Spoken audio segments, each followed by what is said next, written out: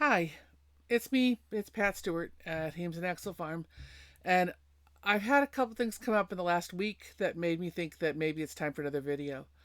In the last week or so, I've had two different um, customers, buyers, take their goats home and not feel comfortable with how to feed them. And first of all, I need to apologize for the quality of this video. The lighting is terrible up here, but my husband took my studio light, so I have to deal with what I can deal with. Okay. Um, so getting back to what you feed to kids, my vet would tell you feed them hay and minerals, and that is all. I'm not a vet.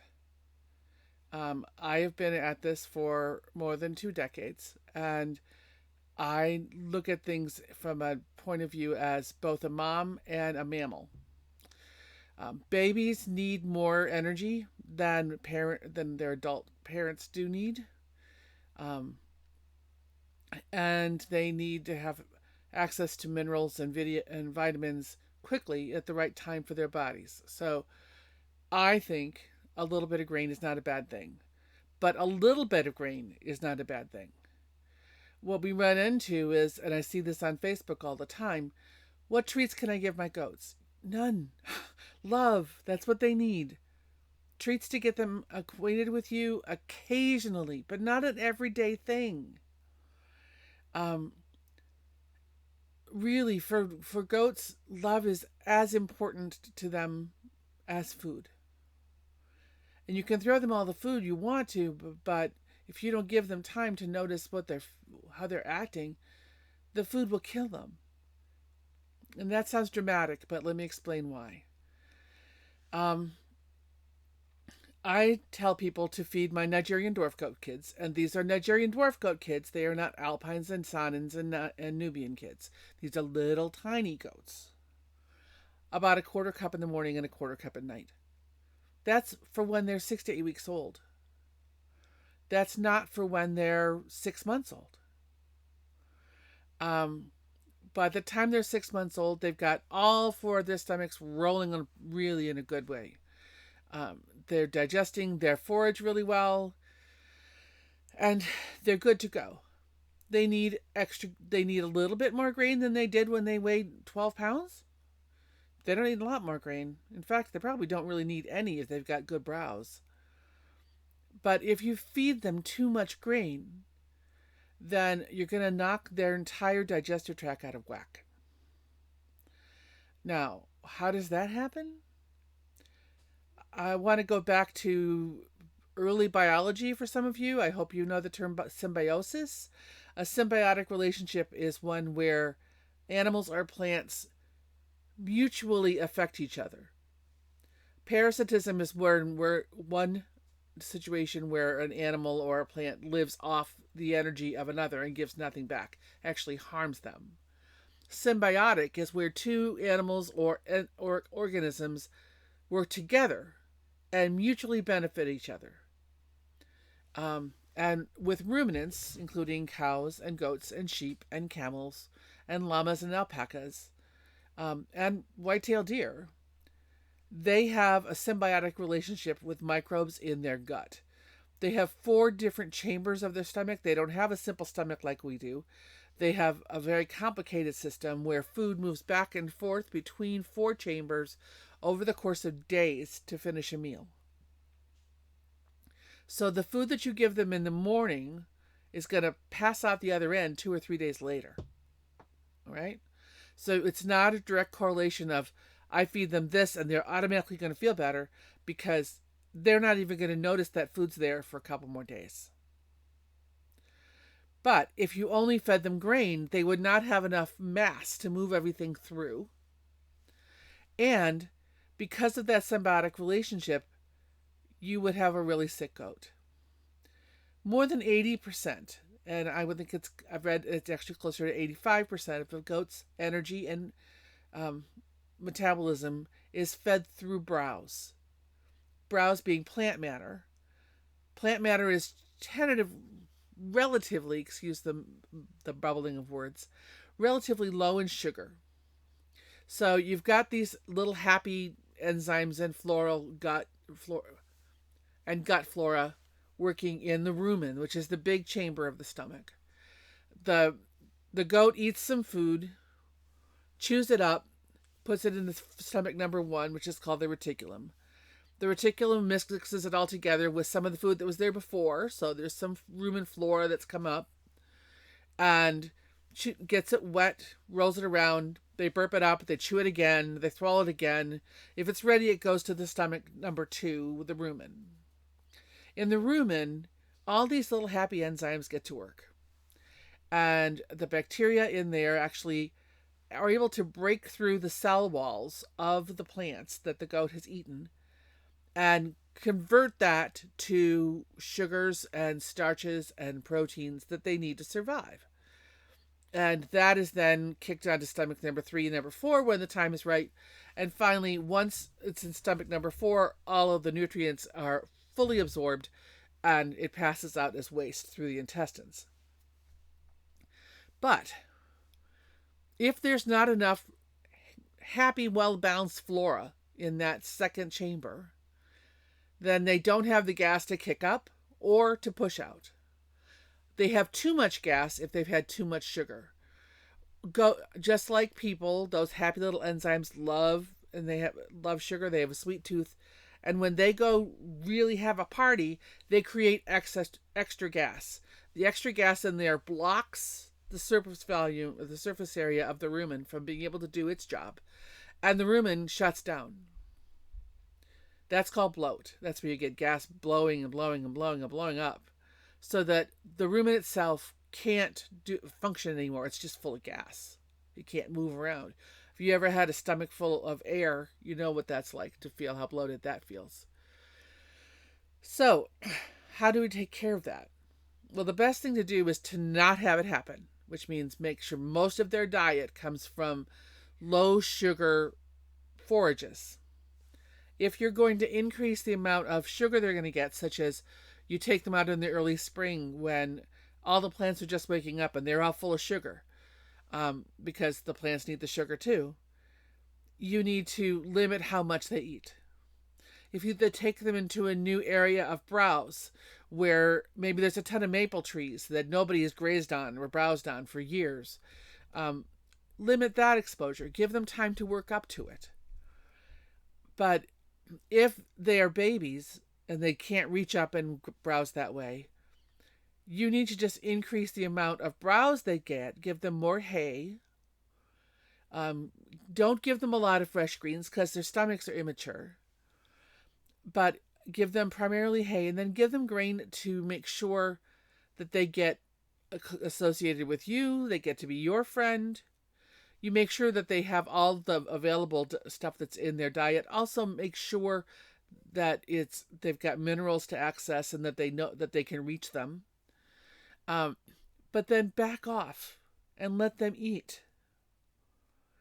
I've had several different emails and phone calls this week from people saying, I don't think I'm feeding my goat enough. It's like, how much hay is in front of them? Well, they've got hay in the manger all the time. Then they're getting fed plenty. Somebody says, I fed my 3 goats 3/4 of a cup and it doesn't feel like enough. It's not a meal. You're not feeding them a meal. You are adding to a stomach which is already partially full from 2 days ago's food. You are adding to the nutrients that will be available 3 days from now. So you have to make things constant and realize that literally that grain is like candy. And if you give them too much, they will get a stomach ache. Now, with humans, we're uncomfortable, but we rarely die from a stomach ache. With goats, it's not uncommon for them to die of a stomach ache. Okay? First of all, goats can die from pain. So just the belly ache can hurt them. But if their stomachs, if their rumen can't function and they can't burp food back and forth, then they can't metabolize the rest of their food. And there are some minerals and vitamins that we can make, that goats can make, or that people can make, and some that we have to get from the external environment. But even if we get it from the external environment, we still have to have the tools at our own body to make it. And the thing that's the most concerning with bloat is thiamine, B1. Thiamine is a really important nutrient for the functioning of the brain. And not just the cognitive thinking of the brain, but also the involuntary processes of the brain. So if you've got a stomach that can't function, that can't take the food and break it down into thiamine and riboflavin and niacin and all the different parts of the nutritional system that the goat needs, then it's very quickly, in a matter of hours in some cases, going to be thiamine deficient in the brain. And a thiamine deficient animal is said to have polio. Polio in goats is not contagious like it is in humans, but it is an inflammation of the brain due to the lack, in this case, of thiamine. So when you're feeding your animals, you have to stop thinking about, I've got to get them till noon. Let's give them enough food to get them till noon, and then we'll feed them some more at noon, and then we'll get them more food at 4 o'clock. That's not the way their body functions. They don't ever, if they're healthy, empty that stomach out. Okay? So we, as owners and as caretakers, need to give them the tools that they need to make a fully balanced diet 24/7, whether we're there or whether we are there or not. Okay? Now, people say, I need to know exactly how much to feed. I can't tell you exactly how much to feed. If you've got more than one child in your family, you may have one child who really scarfs down the food and can't gain weight, grows like a weed, and is just a really scrawny, tall person. And you've got another sibling who probably feels pretty crushed because every time they eat, they gain weight. They're just not as high in metabolism. You can't feed those two kids the same thing. You provide them the same amount of food to take in for themselves, and then you guide them in how to live with that. Well, we can't really guide goats as to how to live with that because we're not goats. We don't have 4 stomachs. We don't have a herd mentality like they do. But we can provide them the proper nutrients, which is browse with a little bit of grain on the side. Okay? If you want to think of it as dessert, do. If you want to think of it as a snack, do. If you want to think of it as unnecessary, that's okay too, as long as you've got minerals there for them to eat. But if you are dealing with a growing baby or a pregnant mother or a lactating mother in milk, which is what lactating means, you need to provide enough nourishment for the goat's body, the body of the babies, or the milk production to go into the milk for other bodies, whether it's baby goat bodies or baby people bodies or whatever. So the easiest way to remember this is to remember that people have owned goats for about 6,000 years. Goats have been around a lot longer than 6,000 years. People did not have automatic heating and air conditioning for the last 1,000 years, 6,000 years. We didn't have refrigeration until 50, 60 years ago. So we can't put human judgments and human experience onto the lives of these historical goats. You have to think about, what would they have in the wild? What would they eat in the wild? Would they stay and like glom down on a whole meal? Not if the whole herd was there, because they'd all be gone. All the meal would be gone in 30 seconds. So you have to think about this in terms of a natural herd of goats. And in the case of Nigerians, there are still Nigerians wild in Africa. All right? So there are still goats that are living on subsistence food systems in the wild in West Africa now. They are not getting grains. They are not getting mineral salts. They're getting everything they need from the environment around them. Because our Nigerian dwarf goats did not grow up in New England or Arizona or New Mexico or Oregon as a species, they adapted to have needs to where they were naturally found. And it's our job to provide them what we can of that sustenance from at the level that they would find in the wild, which means not a refrigerator full of grain, but an abundant amount of browse with some sweets and traits inside. And that is the grain that we use instead. Okay? So please do not overfeed your goats. Do not overlove them. You are not being mean. And remember that they are not people and you are not goats. So we need to make some adaptations. If you have any questions, feel free to email me at farm@hamesaxel.com or find me on Facebook at Hames and Axel Farm, or give me a phone call if you can find my phone number, which is available. Okay? Thank you very much. Have a great day. Stay safe.